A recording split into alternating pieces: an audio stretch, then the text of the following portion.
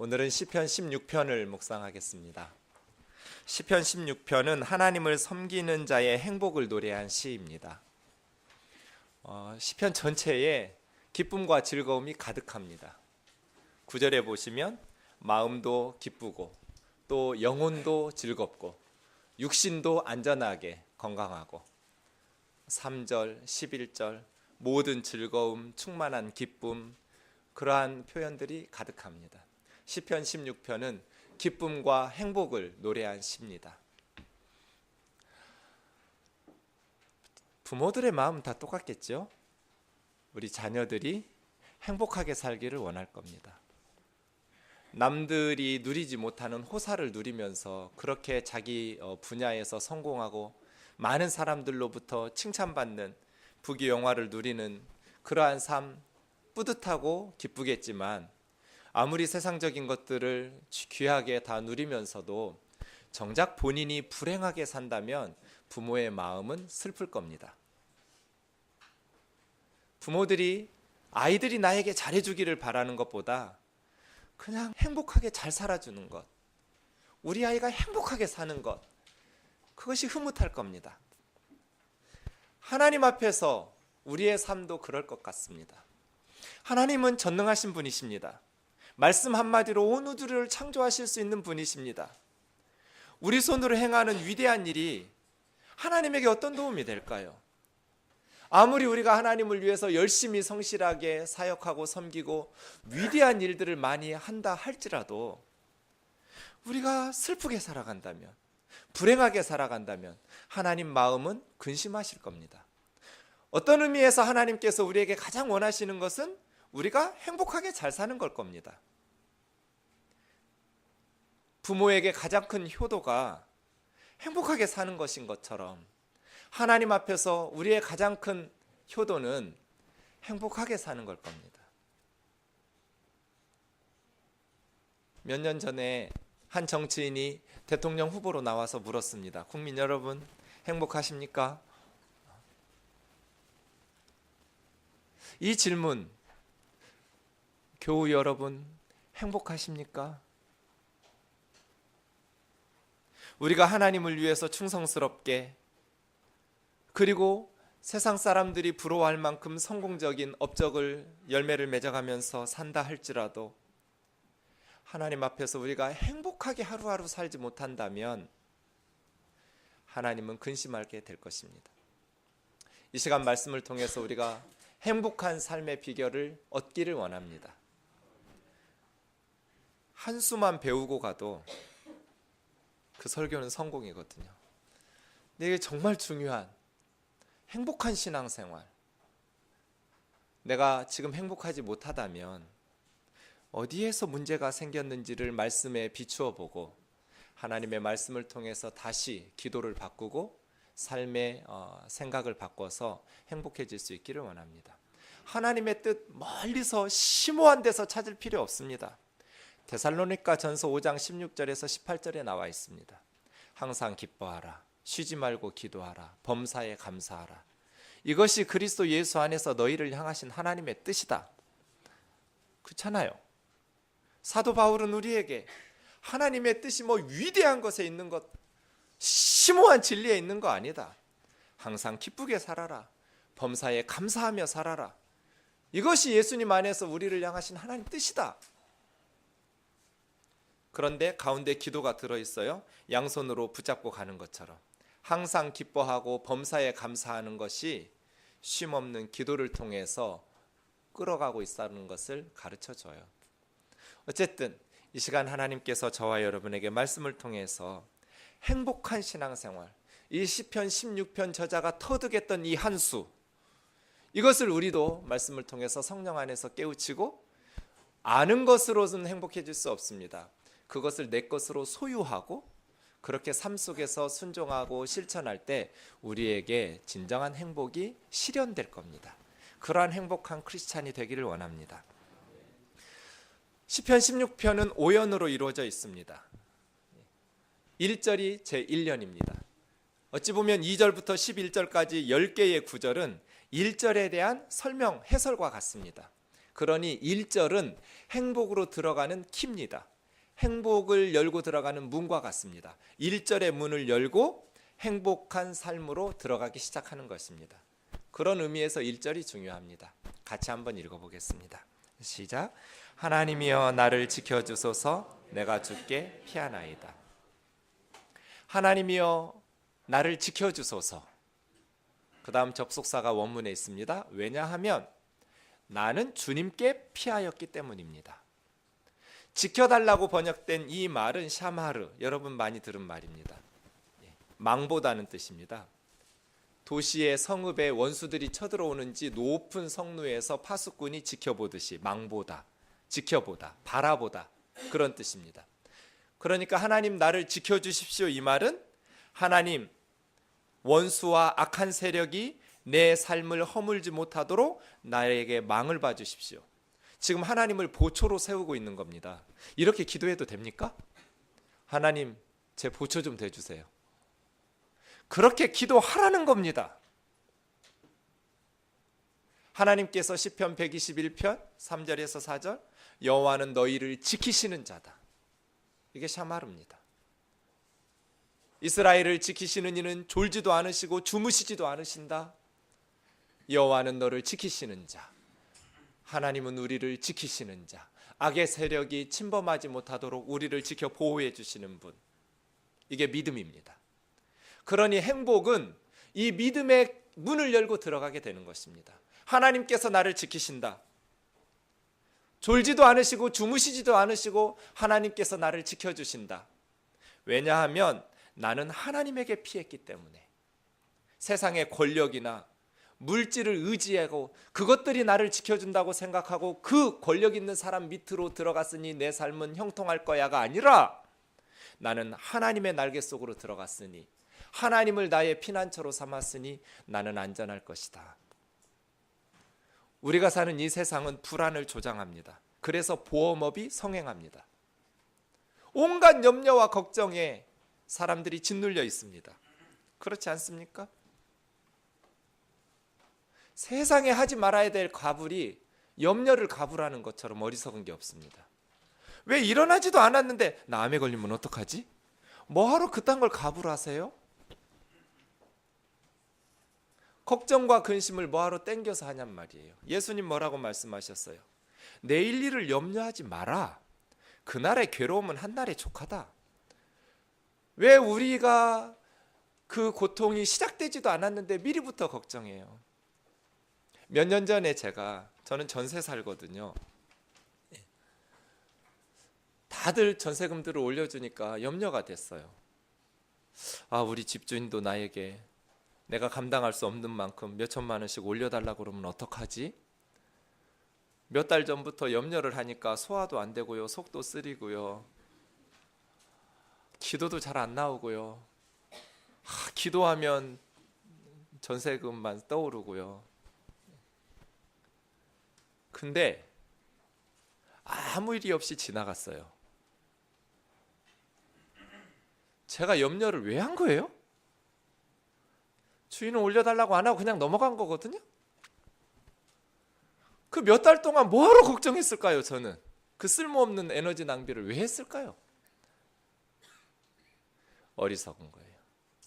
시작되고 염려하게 해도 충분하거든요. 사람들이 많이 불안해해요. 부모들이 불안해하니까 자녀들을 잔소리가 심해지고 간섭하기가 지나쳐져요. 내가 불안하니까 자녀들에게 불안을 조장시켜요. 그러니까 아이들이 경쟁해요. 명문대학에 들어가지 못하면 인생이 나고자처럼 실패한 것처럼, 그리고 불행할 수밖에 없는 것처럼. 그래서 아이들이 수없이 스스로 목숨을 끊잖아요. 정말 대학에 못 들어가면 인생이 실패하고 불행하게 살 수밖에 없어요? 날마다 근심 걱정하면서 불행하게 살아요? 그렇지 않잖아요. 하나님은 나를 지키시는 자, 세상이 내게 어찌하리요? 이러한 평안 가운데에서 모든 염려와 걱정으로부터 자유할 수 있는가? 이게 1절이 우리에게 우리의 믿음을 묻고 있어요. 너는 하나님이 너를 지켜주신다고 확신하고 있니? 사랑하는 형제 자매 여러분, 우리는 세상에 건강도 필요하고 물질도 필요하고 지식도 필요합니다. 하지만 이 모든 것을 염려한다고 얻을 수 있습니까? 내가 노력한다고 다 얻을 수 있습니까? 그렇지 않습니다. 이 모든 것은 다 하나님으로부터 옵니다. 그러니 하나님은 나를 지키시는 분, 하나님 앞에 신뢰하고 나는 하나님께 피했으니 하나님께서 저를 지켜주십시오라고 고백하면서 담대하게 자유함 속에 살아갈 수 있는 저와 여러분 되시기를 주의 이름으로 축원합니다. 그 다음 2절부터 4절이 이언인데요, 하나님이 저를 지켜주신다고 고백한 후에 내가 하나님을 신뢰한다는 믿음이 무엇인지를 고백하는데 배타성입니다. 2절부터 4절을 보십시오. 내가 여호와께 아뢰되, 하나님께 뭐라고 말했냐면 이 사람이 하나님은 나의 주님이십니다. 하나님은 우리의 하나님이시기도 하지만 나의 하나님이라고 고백하셔야 됩니다. 아멘이죠? 하나님은 나의 하나님이십니다. 하나님은 나의 주님이십니다. 그러므로 나는 주님을 떠나서는 어떤 행복도 얻을 수 없습니다. 주 밖에는 나의 복이 없다. 이렇게 하나님께 말한 거예요. 자, 여러분 한번 상상해 보세요. 내가 여호와께 말하기를, 하나님 앞에 혼자 선 거예요. 그리고 뭐라고 말하고 있는 거예요 지금? 하나님, 하나님은 나의 하나님이죠. 하나님 나의 주님이시죠. 그렇지, 나는 니네 하나님이지.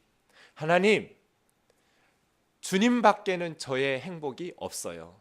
하나님이 저에게 행복을 주시지 않으면 저는 불행할 수밖에 없고, 하나님께서 저에게 평안을 주시지 않으면 저는 두려워할 수밖에 없고, 나의 모든 행복과 나의 모든 축복은 하나님에게서 와요. 하나님을 떠나서는 저에게 행복은 없습니다. 이렇게 하나님에게 말하는 거예요. 그러면 그 기도를 들으신 하나님께서 뭐라고 응답하시겠어요, 여러분? 아이가 아빠에게, 아빠 내 아빠지? 그럼 난 니네 아빠지? 아빠가 나 버리지 않지? 아빠가 나 버려버리면 나는 굶어야 되지? 나는 헐벗어야 되지? 그렇지. 아빠를 떠나서는 나는 제대로 살 수가 없지? 아빠를 떠나서는 나는 행복이 없지? 얼마나 귀엽겠어요, 그 아이가. 하나님 앞에 이렇게 고백하는 거예요. 내가 여호와께 아뢰기를, 주님을 떠나서는 저에게 행복이란 없습니다. 그러니 이건 하나님 협박 같기도 해요. 하나님 알아서 해주세요. 하나님이 저 책임지셔야 돼요. 하나님이 저를 만드셨잖아요. 하나님이 저를 하나님의 자녀로 부르셨잖아요. 하나님이 저를 세상에 보내셨잖아요. 저는 하나님께 피했어요. 하나님에게 올인했어요. 그러니 하나님이 망봐주셔야 되고 지켜주셔야 되고, 하나님이 저에게 행복을 선물로 주셔야 돼요. 그런 고백이에요. 땅에 있는 성도는 존귀한 자들이니, 성도는 거룩한 자들이라는 뜻이죠. 여기서 존귀하다고 번역된 이 말은 위대하다는 뜻이에요. 위대하다, 아름답다, 귀하다. 외모가 좋은 사람이 아름다운 것이 아니라 성도가 아름답대요. 성도란 구별된 사람들, 하나님을 위해서 살아가는 사람들, 함께 살아가는 형제 자매들, 믿음의 식구들로 인하여서 나의 모든 즐거움이 그들에게 있도다예요. 사랑하는 형제 자매 여러분, 여러분 진정 행복한 삶을 원하십니까? 옆에 있는 형제 자매들을 기쁨으로 삼을 수 있기를 원합니다. 교회 오면 어린아이들 노는 거 보고, 아이, 내 손주도 아닌데 뭐, 내 딸도 아니고 내 아들도 아닌데, 아 시끄러워. 그러면 예배드리는 내내 여러분은 불행할 거예요. 그런데 함께 하나님을 섬기는 그 아이들, 또 할머니 할아버지들, 함께 예배드리는 성도들은 참 아름답다, 귀하다, 위대하다. 땅에 있는 성도들이 위대하고 귀하고 아름답다고 깨달을 때 이 가치관의 전환이거든요. 세상은 부귀영화와 명예와 지식을 갖춘 사람들을 위대하다고 말해요. 하지만 이 사람은 지금 가치관이 바뀌었어요. 부귀영화가 아니라 하나님을 위해서 살아가는 성도가 위대하다. 나의 모든 즐거움은 그들에게 있다 라고 말하는 거예요. 사랑하는 형제 자매 여러분, 함께 주를 섬기는 옆에 있는 형제 자매들을 저와 여러분의 삶의 기쁨으로 삼을 수 있기를 원합니다. 즐겁다. 나의 즐거움이 저 아이에게 있구나. 3절에서 5절 사이에 보시면 내가 무엇을 얻었기 때문에 행복하다라는 말은 한 구절도 없습니다. 하나님이 나의 기쁨이고 즐거움이고 행복이고 성도들이 나의 즐거움이고 행복이라고 고백하고 있습니다. 이것이 차이점입니다. 세상 사람들은 내가 무엇을 얻었기 때문에 행복하다를 추구합니다. 그러나 시편 16편에서는 내가 무엇을 얻었기 때문에 행복하다가 아니라 하나님이 나의 행복의 근원이시고 하나님을 함께 섬기는 이웃들을 세워주고 섬기고 돌아보고 관심 갖다 보니까 내가 즐거워졌어요. 이러한 공동체가 되기를 원합니다. 요즘은 교회도 타락해서 내가 얻기 위해서 교회를 다녀요. 그러나 시편 16편은 내가 무엇인가 원하는 것을 얻기 위한 도구가 아니라 교회는 함께 더불어 살아가는 하나님의 가족 패밀리라고 말합니다. 그래서 나의 즐거움이 그들에게 있다고 말합니다. 그러므로 우상 숭배하는 자들은 어리석다고 고백하고 있습니다. 다른 신에게 예물을 드리는 자는 행복하지 못하고 괴로움이 더할 것이다. 다른 신에게 예물을 드린다라는 것은 그 신을 따라가고 그 신을 섬기고 선택했다는 뜻이죠. 우상을 선택하여 섬기는 자들은 행복을 얻지 못하고 문제가 근원이다. 우상은 행복의 뿌리가 아니라 문제의 뿌리다. 괴로움이 더할 것이다. 나는 그들이 드리는 피의 전제를 드리지 않을 것이고, 전제는 부어서 드리는 제사가 전제인데 피를 부어서 드려요. 짐승의 피일 수도 있지만 이스라엘 주변 나라들의 우상을 섬기는 사람들은 사람을 잡아서 바치기도 하고 특히 어린아이들 인신 제사를 드리기도 했습니다. 자기가 신에게 복을 받기 위해서 남을 죽이는 거예요. 살아있는 사람을 죽여서 피의 전제를 드리는 하나님께서 엄히 금하신, 세상 사람들은 심지어 살아있는 아이들을 죽이면서까지 내가 원하는 것을 얻기 위해서 신에게 피의 전제를 드리지만 나는 그 신들의 이름을 내 입술로 부르지도 않겠습니다. 고대 사람들에게는 신의 이름을 부르면 원하는 것을 얻을 수 있다고 그랬거든요. 부처님, 공자님, 하나님 막 이렇게 부르면 자기에게 복이 온다고 생각했대요. 그걸 거부하는 거예요. 나는 신의 이름을 내 입술로 부르지도 않을 거라고. 그 우상신들의 이름으로 내 입술을 더럽히지도 않겠노라고 다짐하는 것이죠. 참된 믿음은 여러 신들을 함께 섬기는 혼합주의에 있는 것이 아니라 유일하신 하나님에게 올인하는 데 있는 것이죠. 그것이 두 번째 연에서 우리에게 가르쳐주는 것입니다. 사랑하는 형제 자매 여러분, 주님을 떠나서는 나에게 행복이 없다고 하나님을 협박하시기를 주의 이름으로 축원합니다. 이렇게 기도하라는 거예요, 여러분. 하나님, 제가 불행한 거는요, 하나님께서 저에게 복을 안 주셨기 때문도 조금 있어요. 이런 식으로 따지란 말이에요. 이제부터 이렇게 기도하세요. 시편 저자처럼. 주님을 떠나서는 저에게 행복이 없습니다. 고로 주님이 제 마음에, 제 영혼에 기쁨을 부어주시고 행복한 삶을 살아갈 수 있도록 제 삶을 붙들어 주십시오. 하나님은 나의 하나님 아니십니까? 나는 다른 신들에게 절하지 않고 그 신의 이름들을 내 입술로 부르지도 않을 겁니다. 피의 전제를 저는 바치지 않을 겁니다. 오직 저에게는 하나님 한 분만이 있을 뿐입니다. 그러니 하나님을 떠나서는 저에게 행복이란 없습니다. 하나님, 저에게 하나님의 행복을 부어주십시오. 하나님 앞에서 행복하게 살아갈 수 있도록 도와주십시오. 그러한 기도가 정말 귀한 기도요, 저와 여러분을 살려주는 기도일 줄로 믿습니다. 3년은 5, 6절인데요. 여기서 진정한 믿음의 상급이 무엇인지를 가르쳐줍니다. 같이 한번 읽어보겠습니다. 5절과 6절 시작. 여호와는 나의 산업과 나의 잔의 소득이시니 나의 분깃을 지키시나이다. 내게 줄로 재어준 구역은 아름다운 곳에 있으며 나의 기업이 실로 아름답도다. 나의 산업이라는 말은 나의 유산, 소유, 재산이란 뜻입니다. 분깃이라는 말도 내 재산, 그런 뜻입니다. 그러니 내가 소유한 것, 여러분이 소유한 것이 무엇입니까? 이 사람은 왜 이렇게 기쁘다고 행복하다고 말하고 있습니까? 이 사람이 소유한 것이 하나님이기 때문에 그렇습니다. 여호와는 나의 산업, 하나님이 나의 재산입니다. 이렇게 말해도 됩니까? 하나님, 제 재산은 하나님입니다. 저의 소득은 하나님입니다. 그렇게 하나님이 아브라함에게 창세기 15장 1절에서 말씀을 먼저 하셨습니다. 아브라함아, 두려워하지 마라. 나는 너의 방패요 너의 지극히 큰 상급이니라.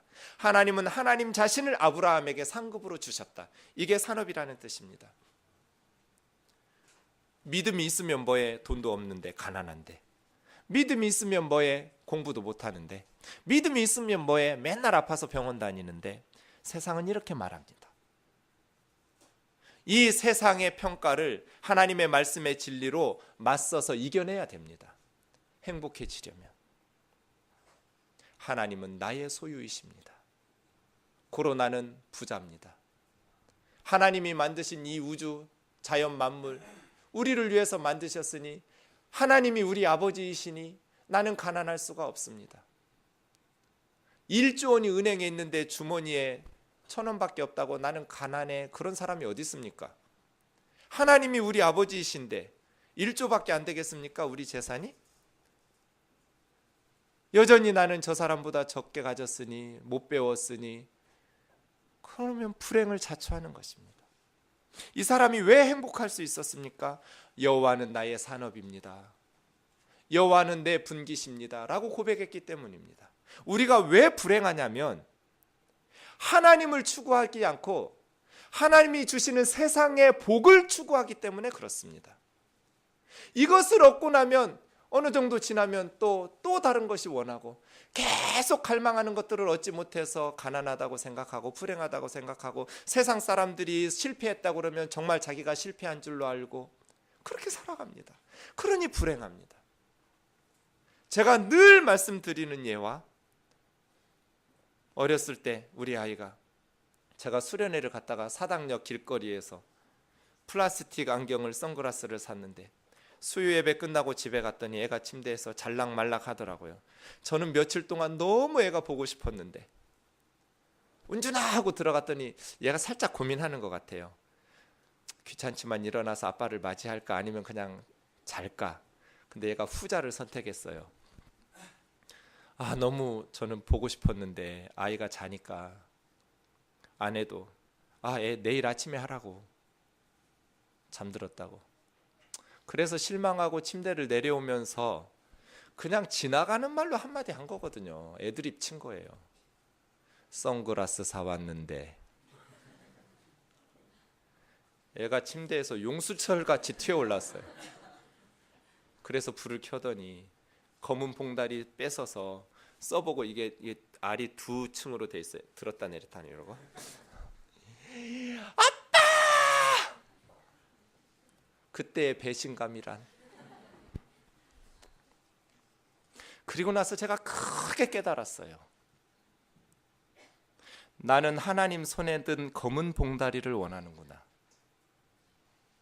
하나님은 하나님 자신을 우리에게 주신다고 말씀하시는데 아브라함처럼 우리도 하나님께서 하나님 자신을 주신다고 말씀하셔도 감동이 없어요.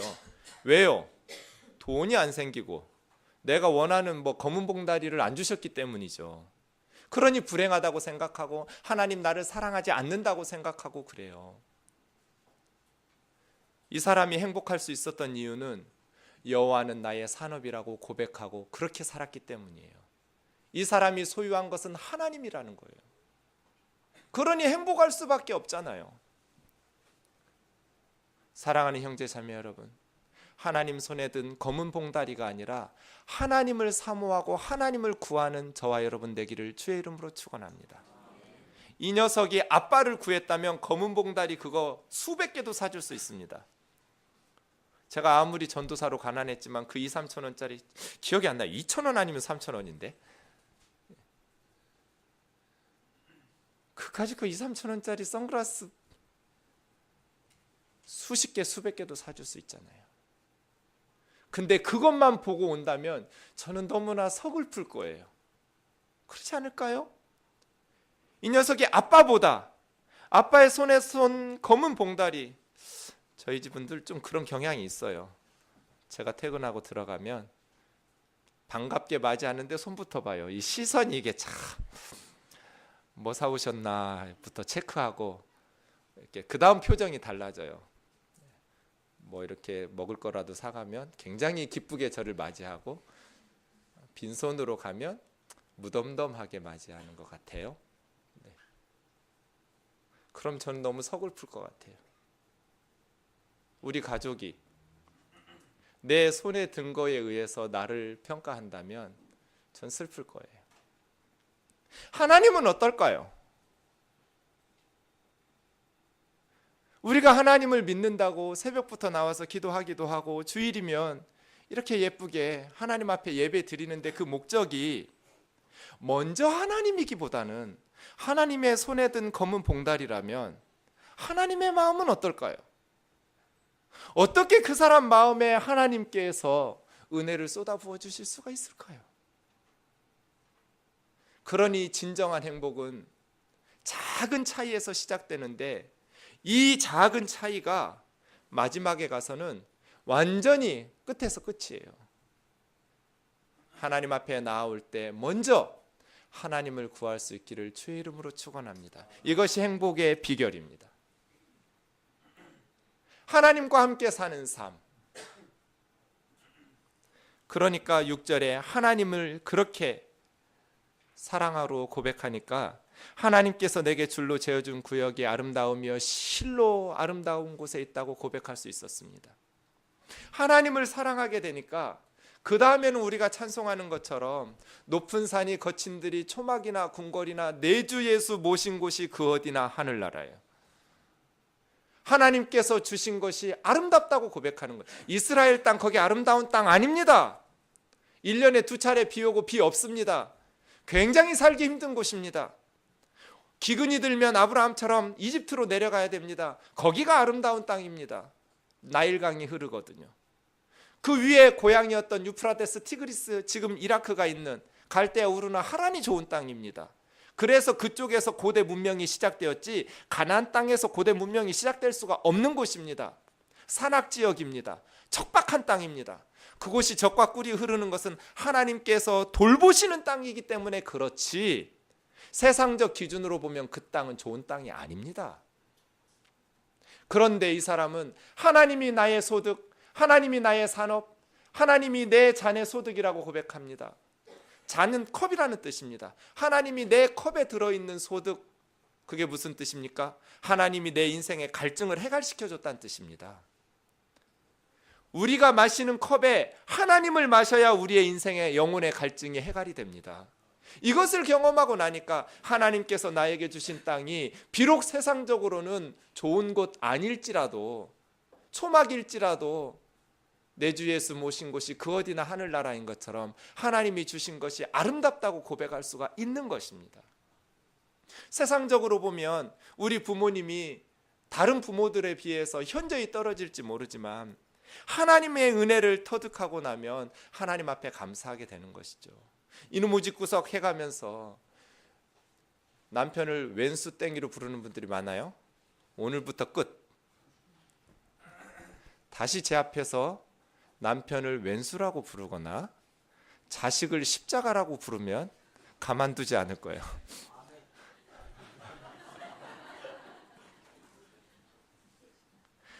내 신앙이 흔들리니까 남편이 원수땡이에요. 사실은 나와 하나님의 문제예요. 하나님 안에서 충만하면 세상에 완전한 남자가 어디 있어요? 완전한 여자는 또 없어요. 완전한 자식이 어디 있어요? 다른 집에 비해서 부족하다 할지라도 하나님께서 나에게 재워주신 것이 참 아름답습니다. 이건 뭐냐면 참 마음에 든다는 뜻이거든요. 하나님 감사합니다예요. 비록 뜨인들교회 지하의 작은 교회, 이놈의 교회를 갈까 말까 주차 스트레스가 너무 심하고, 그럼에도 불구하고 하나님께서 저에게 주신 이 교회가 정말 마음에 듭니다. 아름답습니다. 그러한 자세로 하나님께서 좀 부족한 부모와 부족한 가정에 주셨으면 여러분이 고쳐버리면 되잖아요. 여러분을 통해서 그 가문을 믿음의 영적 가문으로 만드시면 되잖아요. 하나님 안에서 기쁘게 살면 되잖아요. 이러한 착각은 정말 경건한 착각 같아요. 제가 볼 때는 참 힘든 남편인데 그냥 눈에 뭐가 씌었는지 참 좋은 남편인 줄 알고 사는 착각 말이에요. 할렐루야. 김태희보다도 예뻐 당신은. 조인성보다도 멋있어. 그렇게 착각하며 살라고 어제 주례사 목사님이 결혼 주례하더라고요. 하나님이 내게 줄로 재어준 내 삶의 환경이 남들과 비교해 보면 자랑할 것 하나 없을지 몰라도 아름답습니다. 참 마음에 듭니다. 그렇게 기도하고 살면 정말 마음에 들게 됩니다. 왼수땡이라고 하면 아무리 변해도 왼수땡입니다. 그런데 당신 참 멋지다고 생각하면 처음에는 거짓말인 줄 알고 이렇게 하다가도 하다 보면 정말 멋있어 보입니다. 해보세요. 제가 해봤거든요. 하나님께서 변화시켜 주셔요. 그리고 정말 얘가 예쁜 짓만 하는 것 같아요. 하나님께서 나에게 재어주신 나의 삶의 환경이 아름답습니다. 아무리 좋은 것을 주셔도 스스로 모자라다고 불평과 원망을 가지고 살아가면 정말 불행하게 삽니다.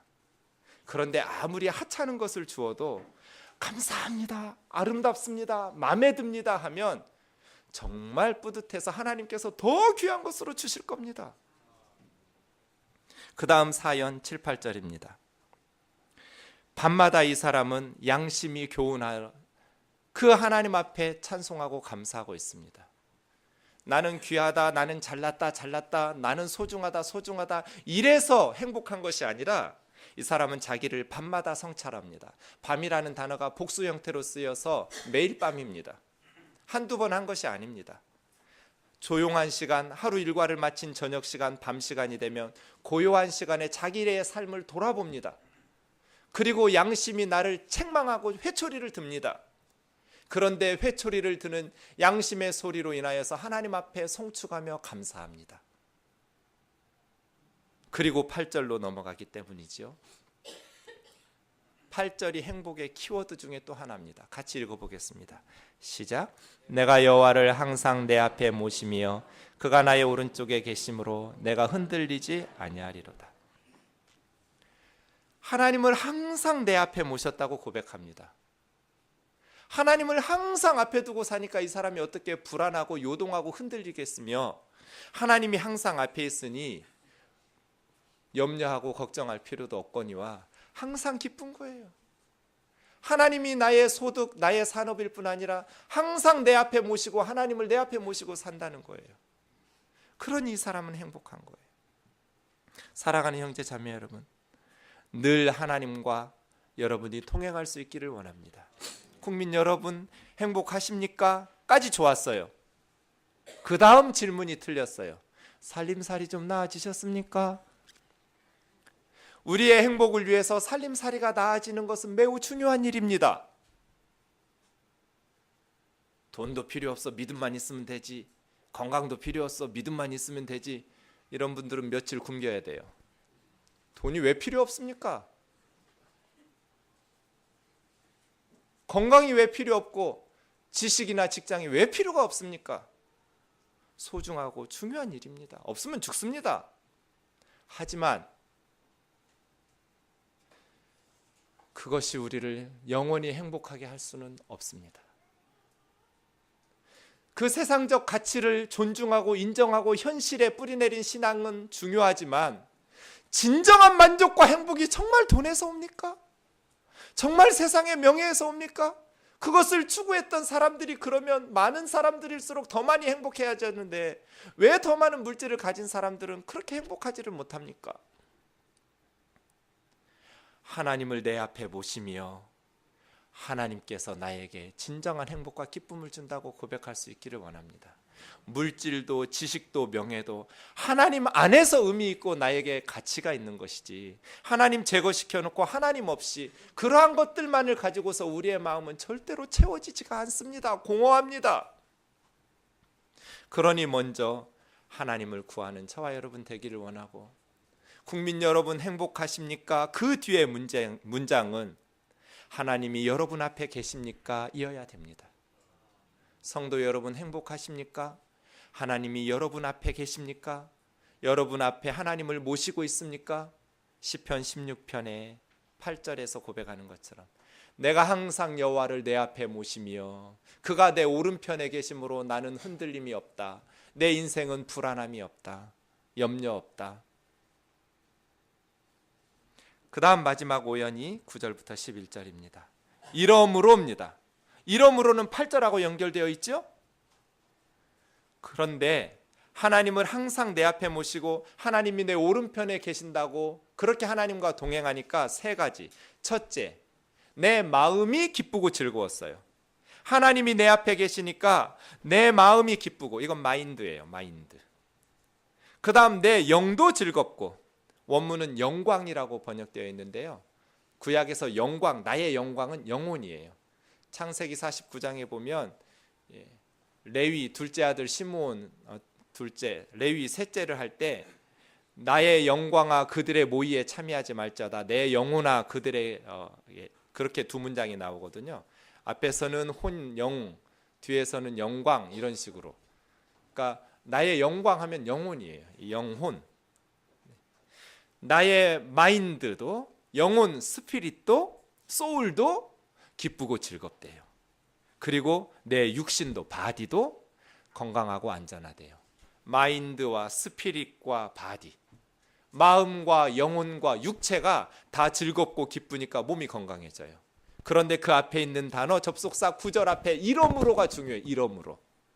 이러므로가 뭐예요? 8절이에요. 하나님이 내 앞에 계시니 내 마음이 즐겁고 내 영혼도 기쁘고, 영혼이 기쁘고 내 마음이 즐거우니 육신도 건강해지죠. 그러니까 행복해져요.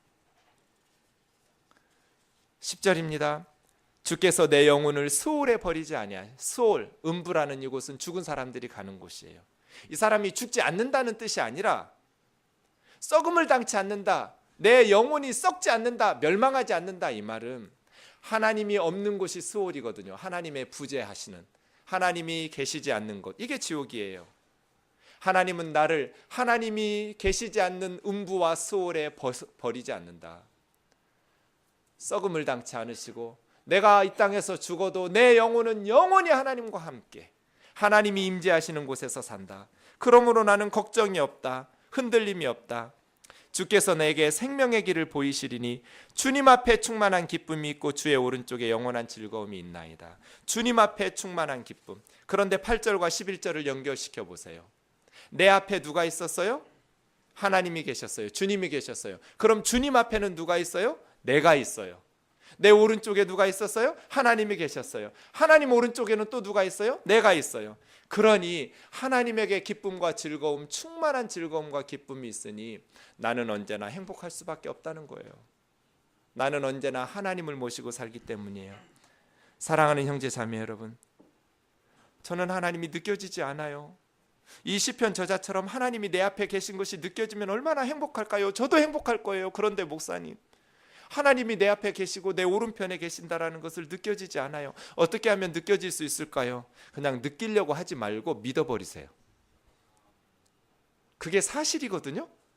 그러니까 받아들이세요. 객관적 사실을 아무리 강조해도 말해도 내가 주관적으로 받아들이지 않으면 영향을 줄 수가 없습니다. 제가 청년부 오래 사역하다 보면 상처 있는 아이들이 많습니다. 특히 셋이면 둘째가 상처 많습니다. 게다가 위로 딸 둘에다가 밑에 아들, 이 둘째는 뭐 거의 마음에 상처가 있다고 보면 됩니다. 그럼 제가 묻습니다. 권사님, 왜 둘째 딸만 미워하셨어요? 펄쩍 뜁니다. 목사님, 내가 왜 우리 딸을 미워합니까? 아니요, 걔가 편애당했다고 그러고 그러던데요. 아닙니다. 저는 엄청 많은 사랑을 베풀면서 키웠습니다. 제가 청년부에 옵니다. 야, 니네 엄마가 너를 편애 안 했다는데? 너 엄청 사랑으로 키우셨대. 얘가 펄쩍 뜁니다. 눈물을 글썽이며 저를 못 믿으세요? 그러면서 일일이 구체적인 사항을 댑니다. 콩나물도 내가 샀고 두부도 언제나 내가 샀고 심부름은 제가 도맡아서 했고 맨날은 새 옷은 사주지도 않고 언니 것만 물려 입었고. 그럼 저는 또 권사님한테 갑니다. 구체적으로 맨날 콩나물이나 두부도 얘만 사라고 그랬고 뭐 선물은 얘는 주지도 안 하고 맨날 흔 것만 줬고 그랬다는데요. 그러면 또 엄마가 됩니다. 내가 얘한테만 이거 해줬고 걔한테만 그거 해줬고 걔한테만 그거 해줬고. 제가 왔다 갔다 하면서 터득한 게 있습니다. 객관적 사실이 그 사람을 행복하게 하는 게 아닙니다. 아무리 많은 사랑을 쏟아 부었어도 받아들이는 사람이 그렇게 받아들이지 않으면 그 사람에게 객관적 사실이 영향을 주지 못합니다. 그래서 아이들이 엄마 아빠를 어떻게 생각하는지가 중요합니다. 여러분이 일방적으로 사랑하는 것보다 아이가 느끼도록 사랑해 주는 것이 중요합니다. 하나님은 우리 곁에 계십니다. 하나님이 우리를 예수 그리스도의 십자가의 보혈 안에서 그의 자녀로 부르셨습니다. 하나님은 우리에게 말씀을 통해서 약속하셨습니다. 젖먹이 아이를 어미가 있는 한이 있어도 나는 결코 너희를 잊어버리지 않을 거라고. 예수님 우리에게 약속하셨습니다. 세상 끝날까지 내가 항상 너희와 함께 있을 거라고. 아무리 예수님이 약속하시고 실제로 우리 안에 거하시고 함께 오른쪽에 계시고 우리 앞에 거하셔도 우리가 주관적으로 받아들이지를 못하면 우리는 외로워하고 괴로워하고 염려하고 근심할 겁니다. 중요한 것은 우리가 주관적으로 받아들이고. 세상 사람들이 마귀 사탄이 하나님이 너 같은 거 관심이나 있겠니? 너 같은 죄인? 하나님께서 너를 사랑하시겠니? 사랑하시면 이렇게 맨날 아프고 하는 일마다 안 되고 그러겠니? 끊임없이 세상이 말할지라도 NO! 하나님의 말씀을 들이대면서 하나님은 나의 하나님이야. 하나님을 떠나서는 나에게 행복이 없어. 내가 하나님께 그렇게 기도해. 그러니 하나님 나의 소득, 나의 가장 큰 소유와 재산은 하나님이셔. 하나님이 내 앞에 계시고 내 오른쪽에 계신다. 그것을 믿음으로 고백하고 받아들이면서 나아갈 때 여러분이 생명의 길을 얻을 겁니다. 이 시편 16편의 저자가 터득한 한 수가 이것입니다. 사랑하는 형제 자매 여러분, 저와 여러분이 항상 행복하게 살 수 있기를 원합니다. 무엇이 생겨서 행복한 것이 아니라 하나님이 나의 하나님이기 때문에 행복하다고 고백하면서 오전까지 행복한 일이 안 생기면 오후에 여러분이 행복한 일을 만들어 버리세요. 제가 그러거든요. 오전까지 무슨 일이 안 일어나? 그럼 점심부터는 고민해요. 즐거운 일을 만들어 버리세요. 그냥 꽃 하나 사가지고 아무도 모르는 아이한테 주면서 꽃 예쁘지? 선물.